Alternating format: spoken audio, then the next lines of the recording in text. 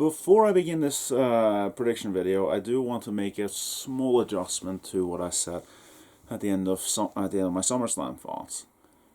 As you might be seeing, this is a prediction video. I am doing predictions for Payback. However, my thoughts video might not happen. You see, while I originally thought I was going to do a thoughts video on Payback, I might not even watch I'm probably not going to watch Payback when it airs, which I normally do. Normally, when I do predictions and thoughts for a pay-per-view, I usually watch the pay-per-view as it airs, so that you know, I don't get spoiled for anything that happens and just get to watch the show as it happens. But that's not going to be the case because during this week, I had to schedule an appointment for Monday morning, outside of everything. And because it's up Monday morning, I can't stay up all night watching a pay-per-view. I need to sleep. So I might watch Payback later, and I might do a thoughts video about it then if I have something to say. But there is a chance I might not even do a thoughts video for Payback. I will do a prediction video, I did promise that, so I'm going to cover that. But as for thoughts, I might not. We'll see. If I feel I have something to talk about, I might do it. But it will come out much later than I normally do it. Anyway, Payback. I'm glad I waited so long to do this. I was originally planning on doing this prediction video yesterday, but then I had some other shit I needed to take care of, so I didn't get to do it until now, and I'm glad I did because 2 new matches were added to the show in the meantime, meaning that I'm pretty sure that we have everything under control. We have 8 matches to get through, one of which is on the pre-show, and we'll cover that one first. The Riott Squad, Ruby Riott and Liv Morgan versus the IIconics, Billie Kay and Peyton Royce. Yeah. And in terms of how this one's going to go, it's on the pre-show. The IIconics have won most of the matches between these two teams, so I'm going to go for the Riott Squad on this one. It's the pre-show, I don't really care. Here, and this was added just out of nowhere. It's a match that wasn't really built towards or anything. It was just added yesterday. It might have been today on Twitter or something like that. But it's on there. It's going to happen on the pre-show, so who cares? Then we have the match I thought was going to be on the pre-show, Big E versus Sheamus. This was added on Talking Smack of all things. Yeah. This is a match that has next to no build-up. There is really no reason it's happening, only because other than it's happening. And I feel like I really don't understand why WWE had to add these 2 matches I'm talking about, because you didn't need to see the Riott Squad versus the IIconics here. You don't need to see Big E versus Sheamus. These feel like matches you could have on free TV with no issue whatsoever. So what's the point of having them on pay-per-view? You could have just kept it to the 6 matches we had and be done with it. But no, we're getting this, and yeah, I don't really know what else. As for who's going to win, I'm picking Big E because they really do seem to want to push it to give his singles push a real somewhat of a stake. Perhaps he will be set up to become Intercontinental Champion at some point. Who knows? I know some people have argued that maybe he will be pushed towards the world title, but considering that Kofi Kingston's going to come back, was only going to be gone for 6 weeks, I highly doubt that they're going to keep it going for that long. Something tells me he's going to be back in the tag picture in no time at all. It's a shame. I would like for Big E to be more involved in the singles picture, but that's the way it is. Next up, we have another non-title match. Matt Riddle versus King Corbin. This is a storyline that's been going on for quite some time, almost ever since... Sorry, my nose was itchy. Pretty much since Matt Riddle debuted. Well, almost. He had a little bit of a mini feud with AJ Styles when he debuted, but then he moved into Corbin. And they've been building the storyline between Corbin and Matt Riddle with Chad Gable. Sorry, I just need to emphasize that because I refuse to use the name he actually goes by these days. Please, WWE, just fucking stop it. Do you know every single video you've ever uploaded with Chad Gable, the comment section is only full of switch his name. Everyone says it. Nobody's buying this man with the name he has. Change it. Make him Chad Gable again. Or hell, call him something completely different. Call him Chad the Loyal Subject or something like that to show that he's working for King Corbin. Or how about Vassal Gable or something like that. I'm willing to accept that. Anything but that stupid name that he has right now. Anyway, so yeah. Chances are, considering what happened to him on SmackDown, that he got absolutely destroyed by Matt Riddle. I'm going to take a small punt here and say perhaps that you might think that it makes more sense for Matt Riddle to win here, but I have this sinking feeling that it's going to be Corbin, because Chad Gable will get involved and cost Matt Riddle the match. And I have this feeling that this feud is probably going to continue after this pay-per-view. Then again, that doesn't make too much sense also, because the next pay-per-view is Clash of Champions, which will probably be focusing on championships. But it's not that they can't put a non-title match on that show. I'm gonna take a punt here. I'm just gonna say Corbin's going to win this one. It's a bit of a shot in the dark, but I'm gonna go for it. And finally, no, not finally. We have two more non-title matches. Let's go with one that I wasn't expecting to actually happen at Payback, because I thought they just put it on Raw and then we're gonna do it. It's Dominik and Rey Mysterio versus Seth Rollins and Buddy Murphy.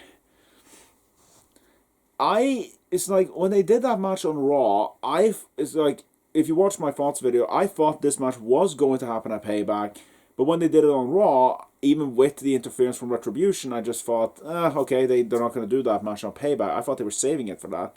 But no, they are doing it. They are doing the Father and Son versus Messiah Maniacs tag match on Payback. So, yeah, here we are. As for who's going to win, I'm going to say the Mysterio family is going to win this one. Seth Rollins has already gotten the win. Over Dominik at SummerSlam. Now it's Rey and Dominik working together. They got really beaten up at SummerSlam, so they will probably want to get some revenge. And they've already announced that Seth and Rey are going to have themselves a grudge match on Raw. So if you tie the score up with Seth having a win over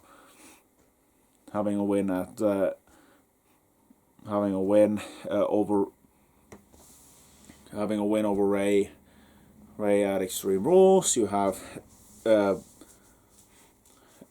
win over Rey at Extreme Rules, having a win over Dominik at SummerSlam, then Dominik and Rey win at Payback. Then we set things off for the final grudge match between the two, and we can end the feud there with probably Seth winning. I'm not entirely sure about that one. But I'm not predicting Raw, I'm predicting Payback. So I'm going for the Mysterios to win here. And finally, we have one more non-title match. We have the pay-per-view debut of Keith Lee versus Randy Orton. Oh boy, Keith Lee. I had fear when I saw that he was debuting on Raw at SummerSlam. I was really, really scared they were going to screw up his debut, and my fears were correct because yeah. I mean, yes, you could say he's debuting in somewhat of a feud with Randy Orton. He's sort of inserting himself into the WWE title picture. You could say that's a good thing. However, all of that's taken away by the fact that there are 4 things that they did really wrong with his debut.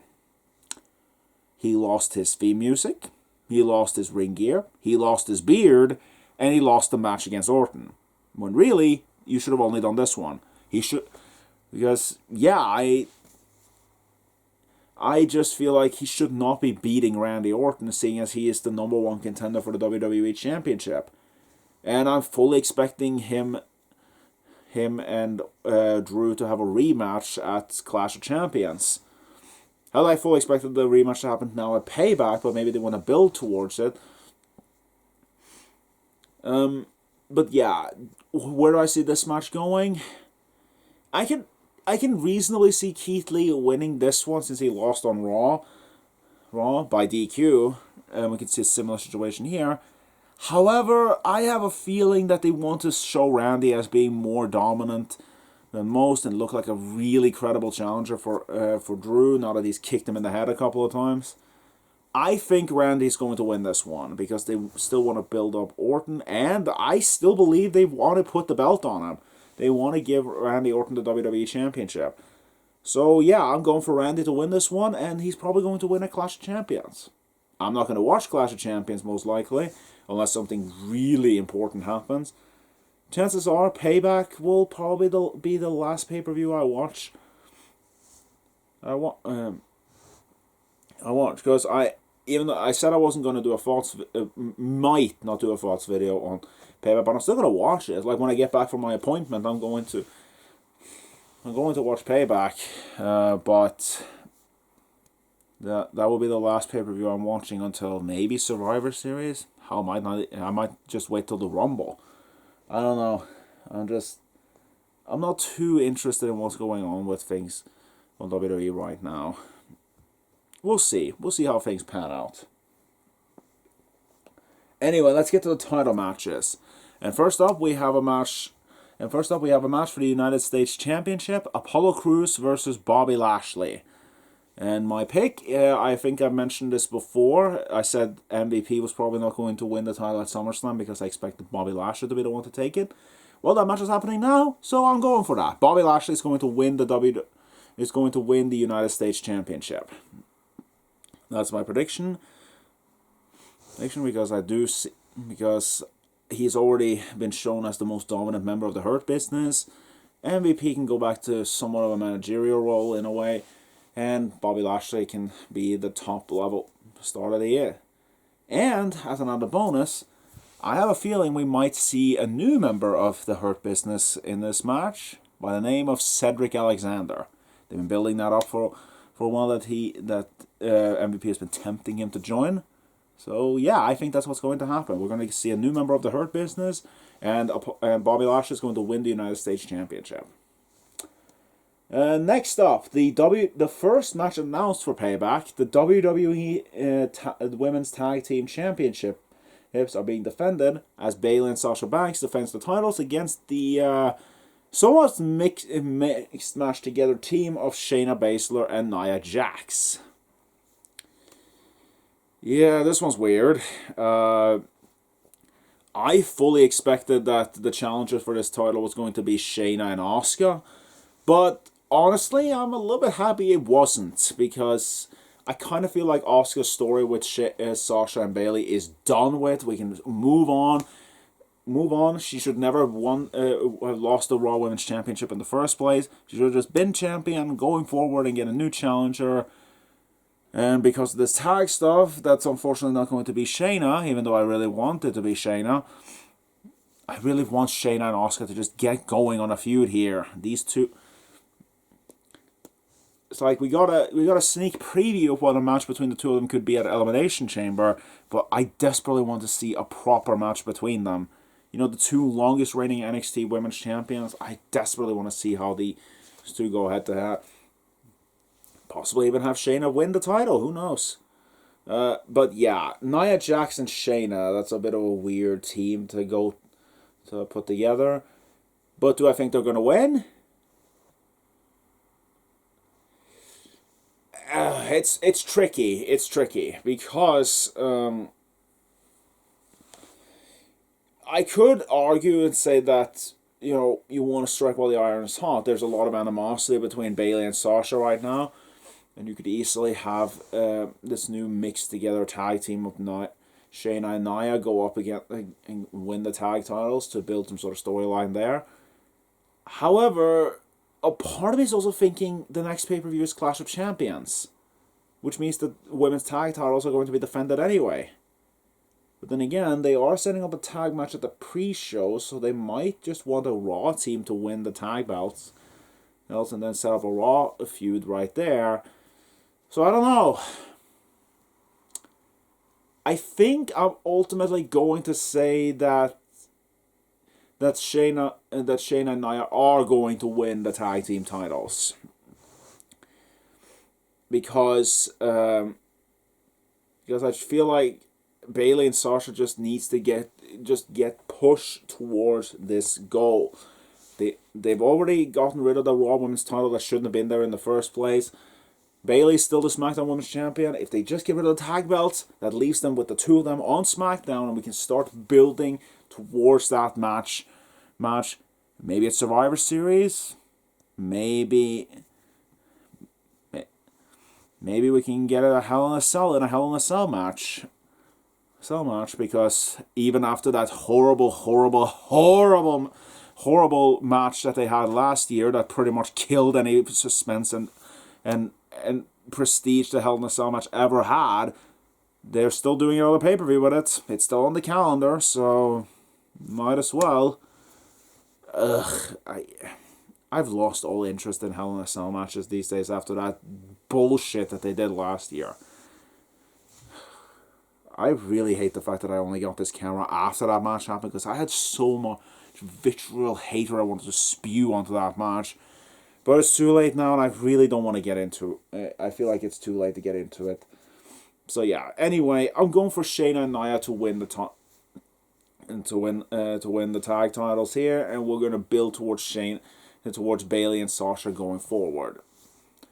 That brings us to what I think is the main event, a triple threat no-holds-barred match for the Universal Championship. The Fiend versus Braun Strowman versus Roman Reigns. The build up to this, you have probably seen with Roman Reigns' return, attacking The Fiend and Braun Strowman at the end of SummerSlam. The match is set, no holds barred. And I'm really glad, and I'm glad I'm not like some idiots who decide to do predictions in the middle of the week before SmackDown, because if you had waited until SmackDown, you would have seen something very interesting about Roman Reigns. I said at the end of my thoughts video that I was wondering if Roman Reigns had turned heel. And on SmackDown, they all but confirmed it. He has turned heel because he's now working for Paul Heyman. Seriously. At the end of SmackDown, Paul Heyman was Roman Reigns' was now looking over Roman Reigns' contract for Payback. Roman Reigns was aping Paul Heyman's catchphrase with the whole, that's not a prediction, that's a spoiler. And Paul Heyman was aping his catchphrase by saying, believe that. They are pretty much working together, and Roman Reigns is now working for Paul Heyman. So, you would think then that because of this new element, that new thing, and a lot of people have been saying it, Roman Reigns is going to win the Universal Championship. Do I believe that? I could definitely see it happening. But I think it would be a terrible, terrible idea for them to do it. Because there's one thing that really bothers me if they do it. What the fuck was the point of giving The Fiend the Universal Championship in the first place, Dan? Why did you bother giving The Fiend the championship if you were just going to take it off of him a week later and give it to Roman? What was the point of it? If you simply wanted Roman Reigns to be champion, you knew Roman Reigns was going to show up. Why did you make the match at SummerSlam SummerSlam a Falls Count Anywhere match. Why couldn't you just made it a regular match? The Fiend, and then you'll have Roman Reigns interfere before the match is over, causing a DQ. Braun is still the champion. You get Braun versus Roman at Payback. Roman wins the championship. I feel like you could have done so much around, and I'm just not. I really don't like this crap. Not that they're doing. It would be really stupid to make the Fiend a transitional champion. Doesn't matter if it doesn't matter if Braun is there to take the pinfall. You're still taking over. You're still giving the Fiend the belt for a week for no good reason. You have no reason to give the give the Fiend the belt for a week and then just give it, if you were planning to just give it to Roman. What was the point? What the fuck was the point? And that's the big problem I have with this. Why bother with this crap? Why bother giving him the belt if you were not going to do anything with it? The Fiend should not be a transitional champion. And that is why I'm this is probably going to be a risk. I'm picking the Fiend to retain the Universal Championship. Some might say that's a fool's pick. Some might say that I'm only deluding myself, but I'm willing to take that risk. I'm picking the Fiend. I'm saying he's going to retain his Universal Championship. We can move into some sort of feud between Braun Strowman and Roman, if we want to do a feud there. We could put Roman in the Intercontinental title picture with Jeff Hardy or something like that. But please do not give him the Universal Championship right now. Yes, he's a heel now, but I still feel like this is a bad idea, and it will only just give Roman the wrong kind of hatred from people. People don't hate him because he's doing good heel work. They hate him because they're pushing him, because they're just cutting the legs from under the Fiend and giving him the belt out after it's been gone for months. It's crap. It's just dumb bullshit. And to me, you should just put Roman in a different situation and just have him do all the things as a Paul Heyman guy. Just don't give him the belt. Have the Fiend hold on to it for a little while longer. Maybe down the line you can do something to give Roman the belt. I can definitely see them doing it, but not right now. It's too fucking early. Wait a little bit. Have the Fiend hold on to it for a couple of months. But I'm worried. I'm worried that I'm going to get this one wrong. So yeah, those are my predictions for Payback. If you need a quick summary, let me just bring up the match card here. Let me see. A quick reminder. I'm going Riott Squad, Big E, King Corbin, Dominik and Rey Mysterio, Bobby Lashley, Randy Orton, Shayna Baszler, Nia Jax, and The Fiend. Those are my predictions. Maybe I'll see you for Payback, but maybe not. We'll see.